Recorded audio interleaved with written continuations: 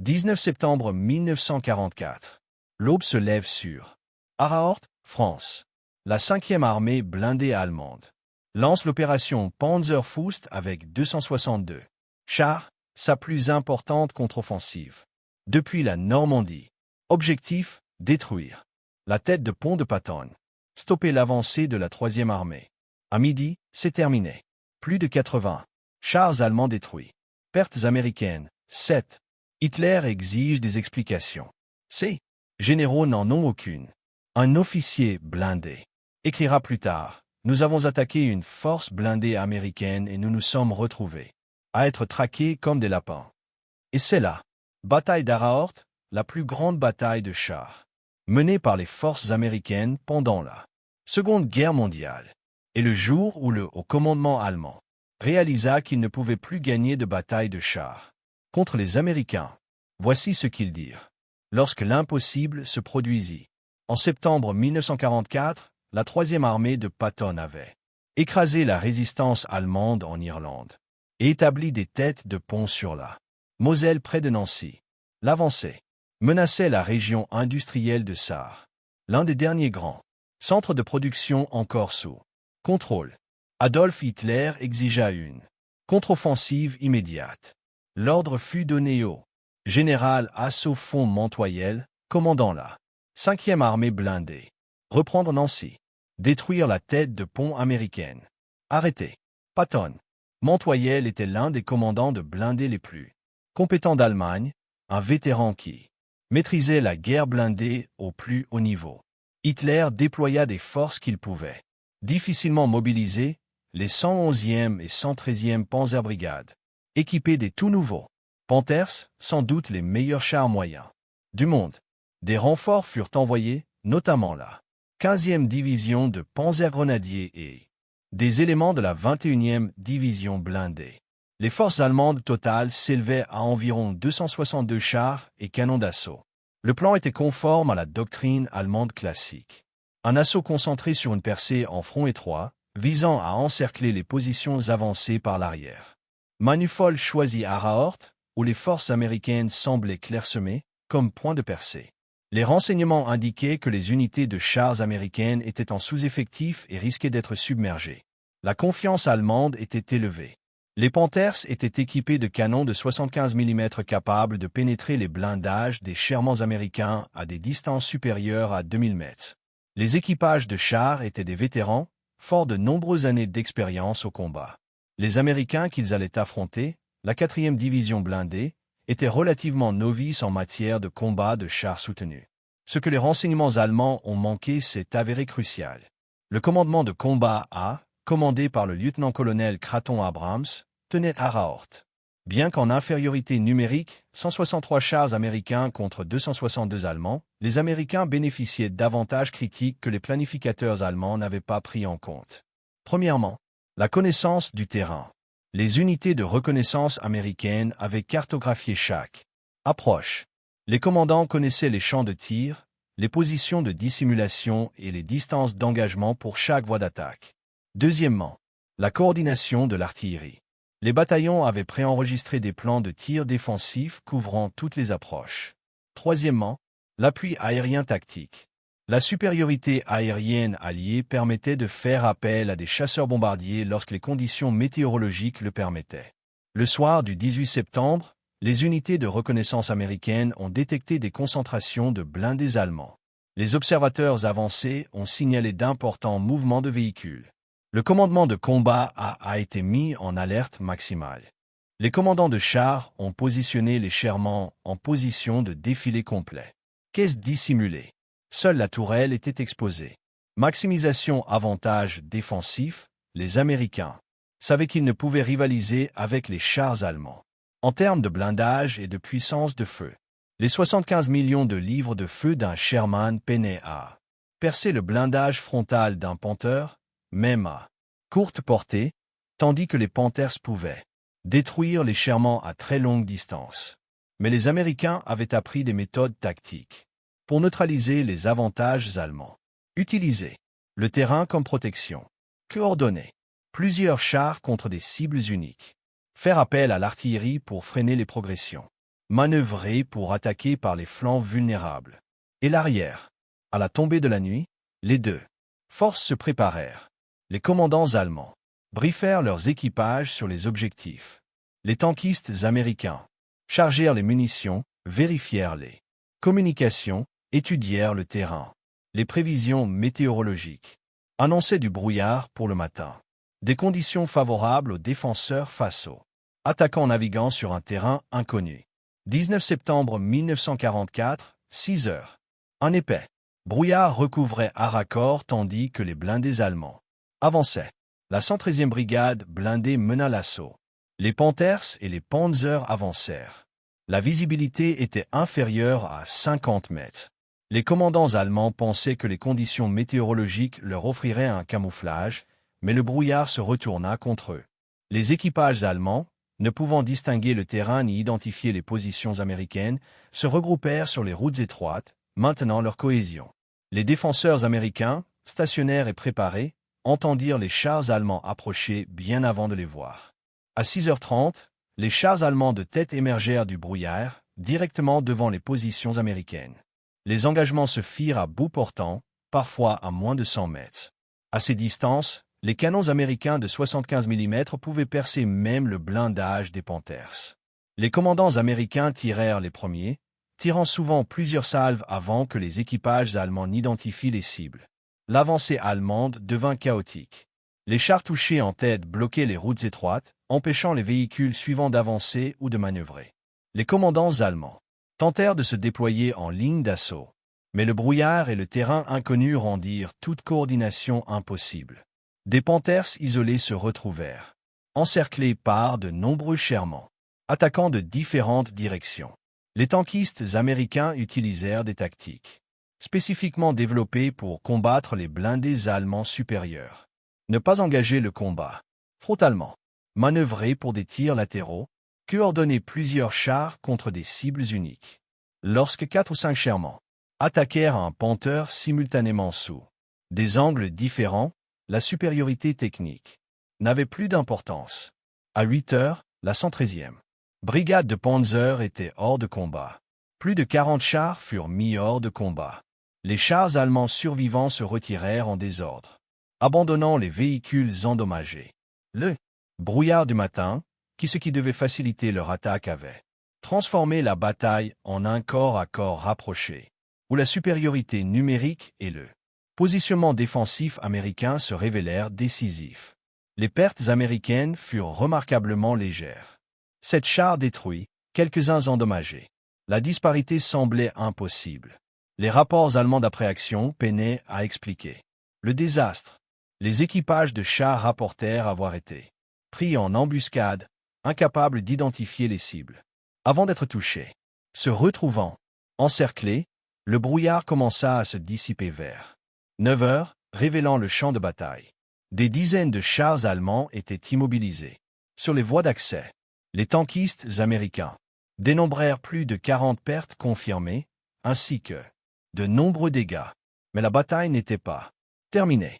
Les commandants allemands, refusant de reconnaître un échec total, réorganisèrent les forces survivantes pour l'assaut de l'après-midi. La 111e brigade blindée, maintenue en réserve, reçut l'ordre de reprendre elle. Attaque. L'attaque de l'après-midi commença à 14 heures. Les chars allemands s'approchèrent, prudemment, tentant d'engager le combat à distance, où la supériorité des Panthers serait décisive, mais les commandants américains avaient demandé un appui aérien, tandis que les chars allemands manœuvraient, des P-47 Thunderbolt arrivèrent. Au-dessus d'eux, les P-47 transportaient des roquettes et des bombes, conçues pour attaquer les blindés. Les chars allemands, pris en terrain découvert, devinrent des cibles. Les pilotes piquèrent sous un feu antiaérien léger, larguant des munitions, qui détruisaient ou endommageaient les véhicules. 17 heures, la 111e brigade blindée était également hors de combat. Perte totale de chars allemands. Le 19 septembre, plus de 80 détruits ou mis hors de combat. Pertes américaines. 7 détruits, 14 endommagés. La disparité était stupéfiante, sans précédent. 19 et 20 septembre 1944. Lorsque les rapports d'Aracor parvinrent au commandement allemand. La première réaction fut l'incrédulité. Les chiffres semblaient impossibles. Plus de 80 chars allemands perdus, alors que les Américains n'en revendiquaient que 7 détruits. Quelqu'un avait commis des erreurs. Les pertes réelles ne pouvaient pas être aussi importantes. Mais des rapports supplémentaires arrivèrent des commandants de régiments, des états-majors de division, des services de reconnaissance de la Luftwaffe, confirmant l'ampleur catastrophique des dégâts. 2 brigades blindées entières furent anéanties en une seule journée. La contre-offensive censée reprendre Nancy et stopper Patton s'était complètement effondrée. Lorsque les rapports parvinrent au quartier général d'Hitler, sa réaction met la fureur et refus d'accepter la réalité. Selon les officiers d'état-major présents, Hitler exigea des explications. Comment des chars allemands de dernière génération, manipulés par des équipages expérimentés et utilisant des tactiques éprouvées, pouvaient-ils être détruits si complètement par du matériel américain inférieur? Le général Hermann Balck, commandant du groupe d'armée G, dut affronter la colère d'Hitler. Hitler soupçonnait l'incompétence, une mauvaise planification, peut-être de la lâcheté. Balck défendit ses commandants, mais ne put expliquer la disparité. Le fait que les forces américaines aient développé des tactiques spécifiquement conçues pour neutraliser les avantages allemands contredisait les suppositions d'Hitler concernant l'inévitable supériorité allemande. Hitler ordonna la poursuite de l'offensive. Montel reçut l'ordre d'engager des forces supplémentaires, de reprendre les attaques et de s'emparer d'Haricourt, quel qu'en soit le prix. Mais Montel comprenait que la poursuite de l'offensive ne ferait qu'entraîner davantage de pertes. Ses forces blindées étaient décimées, le moral au plus bas, et les Américains avaient prouvé qu'ils pouvaient détruire les blindés allemands avec une efficacité redoutable. La bataille se poursuivit jusqu'au 29 septembre, mais les attaques allemandes ne reprirent jamais leur élan. Chaque assaut entraîna des pertes disproportionnées. À la fin du mois, les pertes de chars allemands autour d'Haricourt dépassèrent 200 véhicules détruits ou mis hors de combat. Les pertes américaines s'élevèrent à 48 chars. La bataille d'Haricourt est devenue le plus grand engagement de chars livré par les forces américaines durant la Seconde Guerre mondiale et l'une des victoires alliées les plus écrasantes. Les commandants allemands, analysant la bataille, ont identifié plusieurs facteurs.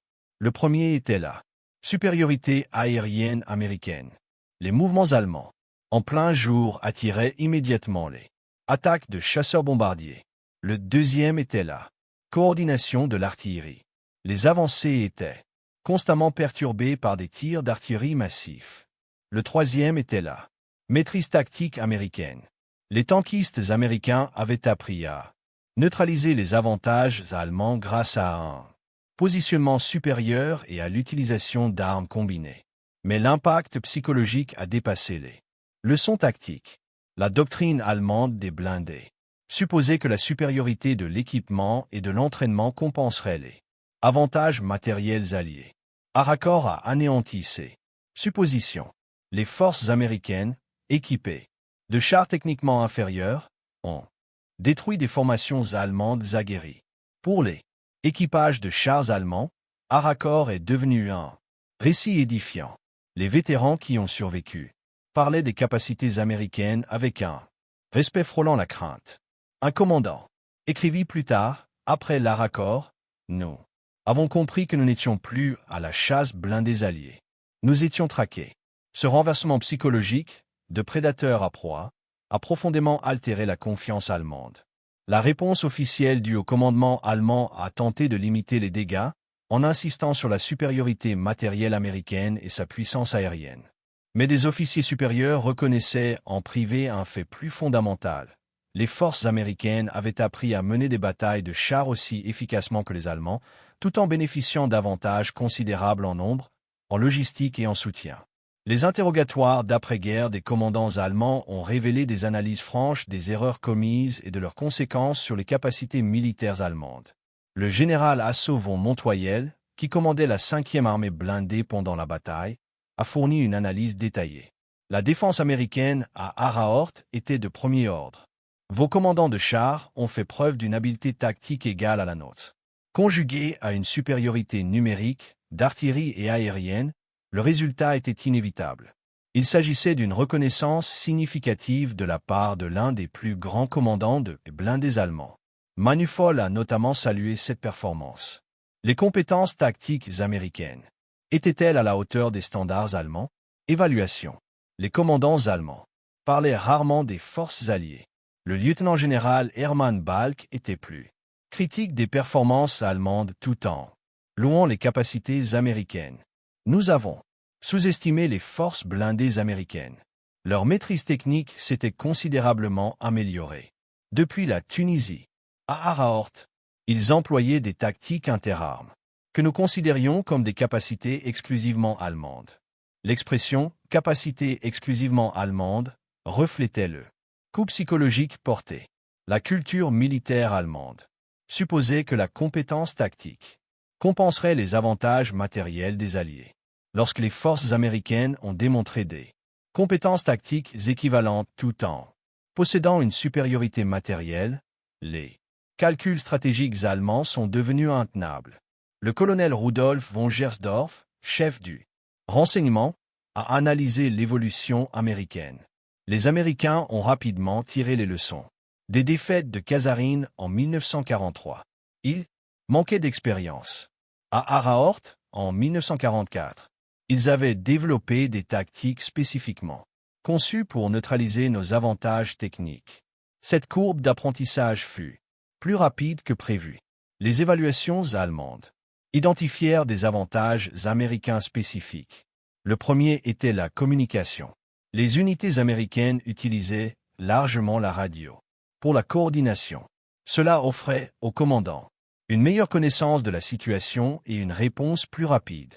Le deuxième était l'intégration des armes combinées. Les Américains coordonnaient avec précision les chars, l'infanterie, l'artillerie et l'appui aérien.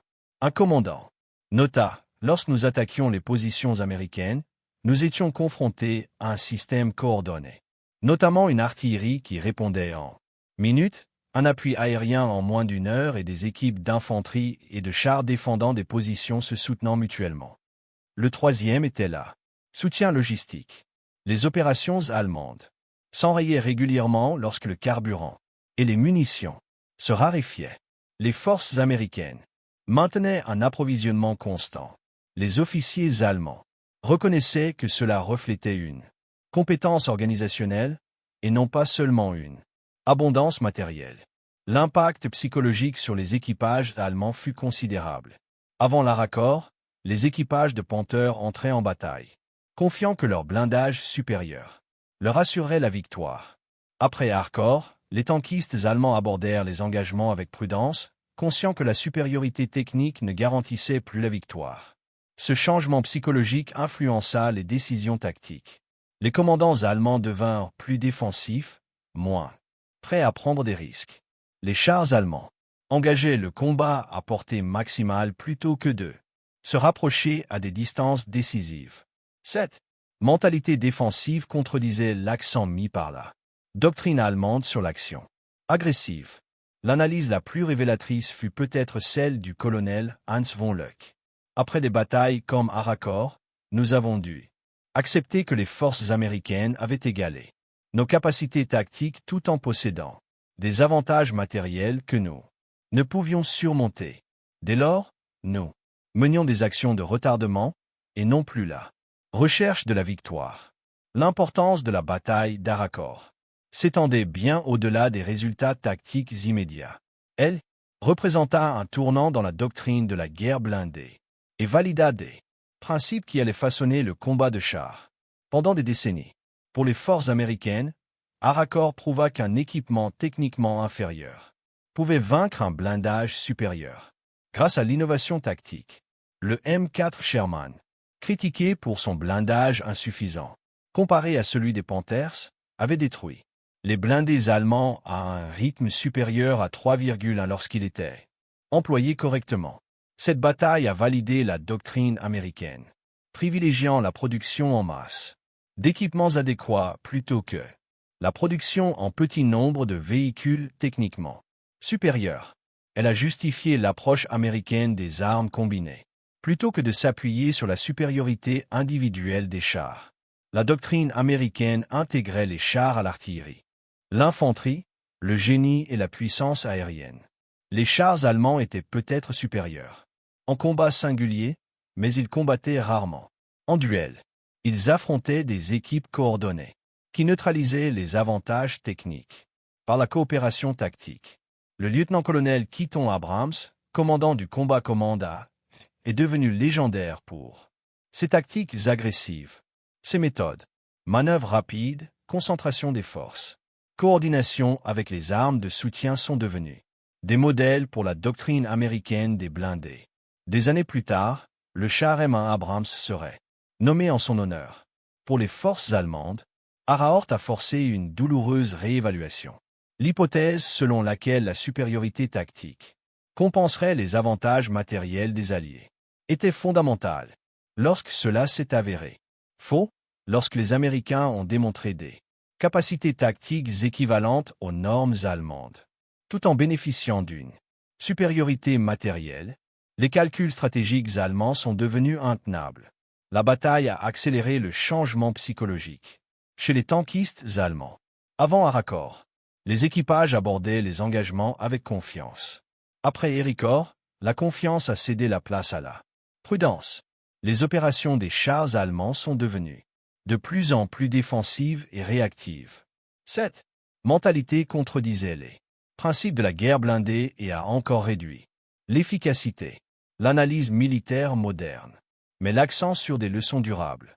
Premièrement, l'innovation tactique peut surmonter des avantages techniques.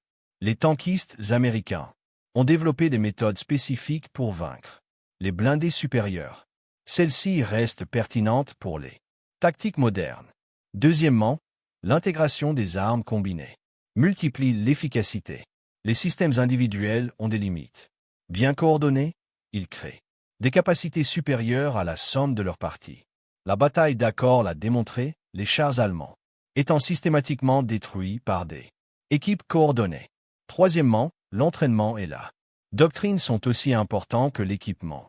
Les chars allemands étaient techniquement supérieurs, mais la doctrine tactique américaine s'est avérée plus efficace. Cela a influencé le développement d'après-guerre, soulignant que la supériorité technologique seule ne garantit pas la victoire. La bataille a influencé le développement des blindés pendant la guerre froide. Les forces de l'OTAN, confrontées à un conflit potentiel avec les blindés soviétiques, ont étudié les leçons d'Araort.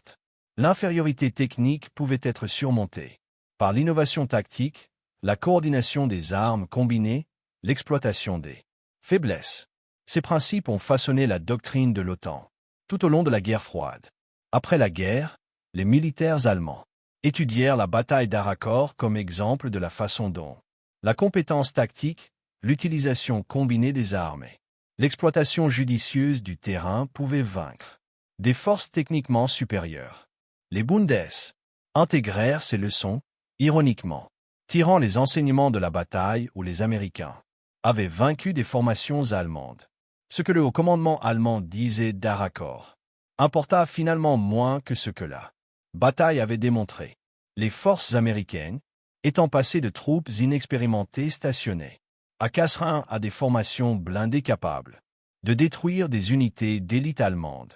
Cette évolution accomplie en moins de 2 ans représentait un exploit remarquable et signalait que les espoirs allemands de supériorité tactique étaient